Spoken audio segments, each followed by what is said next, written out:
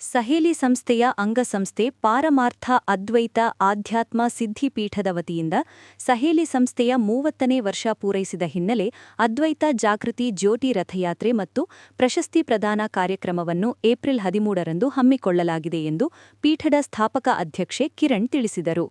ಸುದ್ದಿಗೋಷ್ಠಿಯಲ್ಲಿ ಮಾತನಾಡಿದ ಅವರು, ಅಂದು ಬೆಳಗ್ಗೆ 8 ಗಂಟೆಗೆ ಮೈಸೂರಿನ ಚಾಮುಂಡೇಶ್ವರಿ ದೇವಸ್ಥಾನದಲ್ಲಿ ಅದ್ವೈತ ಜಾಗೃತಿ ಜ್ಯೋತಿ ರಥಯಾತ್ರೆಗೆ ಚಾಲನೆ ನೀಡಲಾಗುವುದು. ಮಧ್ಯಾಹ್ನ 3 ಗಂಟೆಗೆ ಮಂಡ್ಯ ನಗರ ತಲುಪಲಿದೆ. ಸಂಜೆ 6:30ಕ್ಕೆ ನಗರದ ಕಲಾಮಂದಿರದಲ್ಲಿ ಪ್ರಶಸ್ತಿ ಪ್ರದಾನ ಕಾರ್ಯಕ್ರಮ ನೆರವೇರಲಿದೆ ಎಂದರು. ಕಾರ್ಯಕ್ರಮದಲ್ಲಿ ಶಾಶ್ವತಿ ಧಾರ್ಮಿಕ ಕ್ರೀಡಾ ಸಮಿತಿಯ ನಿರ್ದೇಶಕ ಡಾ ಭಾನುಪ್ರಕಾಶ್ ಶರ್ಮಗೆ ಅದ್ವೈತ ಶಾಂತಿ ಮತ್ತು ಸೌಹಾರ್ದ ಪ್ರಶಸ್ತಿ, ಮಾಜಿ ಸಂಸದ ದಿವಂಗತ ಜಿ ಮಾದೇಗೌಡ ಅವರ ಪರವಾಗಿ ಮಧು ಜಿ ಮಾದೇಗೌಡ್ರಿಗೆ ವಾರ್ಷಿಕ ವ್ಯಕ್ತಿ ಪ್ರಶಸ್ತಿ, ಪರಿಸರ ಮತ್ತು ಸಮಾಜ ಸೇವಕಿ ಡಾ ಪದ್ಮಾ ಮೋಹನ್ಗೆ ಸಾಧಕ ರತ್ನ ಪ್ರಶಸ್ತಿ, ಕಲಾವಿದ ಕೆಎಂ ಕೃಷ್ಣೇಗೌಡ ಕೀಲಾರ ಅವರಿಗೆ ಕಲೆ ಮತ್ತು ಸಾಂಸ್ಕೃತಿಕ ಸೇವಾ ಪ್ರಶಸ್ತಿ, ಕನ್ನಿಕಾ ಶಿಲ್ಪ ನವೋದಯ ಎಜುಕೇಷನ್ ಟ್ರಸ್ಟ್ನ ಎಚ್ಆರ್ ಕನ್ನಿಕಾ ಅವರಿಗೆ ವಾರ್ಷಿಕ ಮಹಿಳಾ ಪ್ರಶಸ್ತಿ ಪ್ರದಾನ ಮಾಡಲಾಗುವುದು ಎಂದು ಮಾಹಿತಿ ನೀಡಿದರು.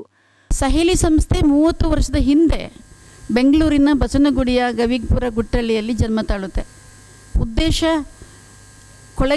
ಕೊಳಗೇರಿಯಲ್ಲಿರುವಂತಹ ಮಕ್ಕಳು ಕಸದ ತೊಟ್ಟೆಯಲ್ಲಿರುವ ಅನ್ನವನ್ನು ಕಿತ್ತು ತಿಂತಾರೆ, ಹೆಣ್ಣು ಮಕ್ಕಳು ದೇಹ ಮಾರಿ ಬದುಕ್ತಾರೆ, ಯುವಕರು 18 ವರ್ಷದ ನಂತರ ದುರುದ್ದೇಶಕ್ಕೆ ದುರ್ಬುದ್ಧಿಗೆ ರಾಜಕಾರಣಿಗಳ ಕೈಯಲ್ಲಿ ಸಿಲುಕಿ ನಾಸಾಗ್ತಾರೆ.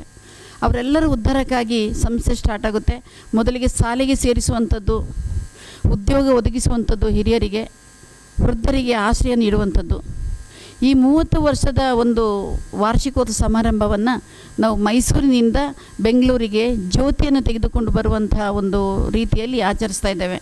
ಪಾರಮಾರ್ಥ ಅದ್ವೈತ ಕೇಂದ್ರದ ಮುಖ್ಯ ಉದ್ದೇಶ, ಇವತ್ತೇನು ಪ್ರಪಂಚದಲ್ಲಿ ನಾವು ನೋಡ್ತಾ ಇದ್ದೇವೆ, ರೋಷ, ದ್ವೇಷ, ನಾನು, ನನ್ನದು, ಅಶಾಂತಿ, ಕೊಲೆ, ಸುಲಿಗೆ ಎಲ್ಲ, ಇದಕ್ಕೆಲ್ಲ ಕಾರಣ ನಾನು ಮತ್ತು ನೀವು ಬೇರೆ ಅನ್ನಕೊಳ್ಳೋದು.